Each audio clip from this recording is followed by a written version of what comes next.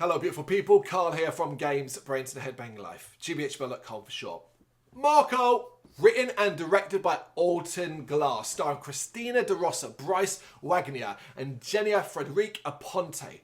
Marco Polo is not a good film, not at all. Let's make that clear straight away. Although happily, most will realise this fact after watching the first 10 minutes, where hilariously we get to see events that lead to the famous 13th century merchant, explorer and writer becoming a supernatural creature with a penchant for murder and mayhem.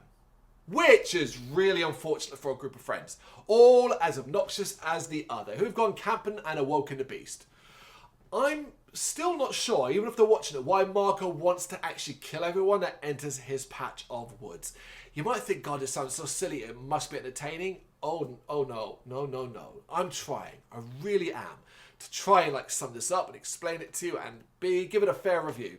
But this film is so bland and boring that it actually took several sessions to get through the film completely. And normally I could just watch a bad film through and through, but this time, several times I had to stop and then come back to it. But even then, I can barely remember anything that actually happened in it. So uneventful is it? Unless you count a bunch of unlikable characters, poorly acted, being killed by a baffling supernatural being in some uninspired woods, eventful. Do you? Because I bloody don't.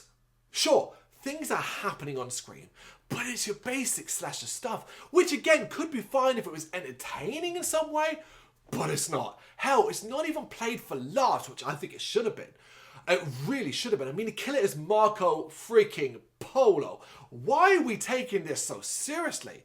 It really does though. And this includes spending a bit of time actually creating characters, creating internal conflict over a brother moving away, and defining relationships, even if they're about as convincing as Marco's weird mask. Yeah, what's going on there? All of this character stuff would be a positive thing, except everything it does with the characters is so monotonous and repetitive, it's impossible to get invested. It's just so dull. Also, as I said before, it's not like anybody's turning in a performance to remember here.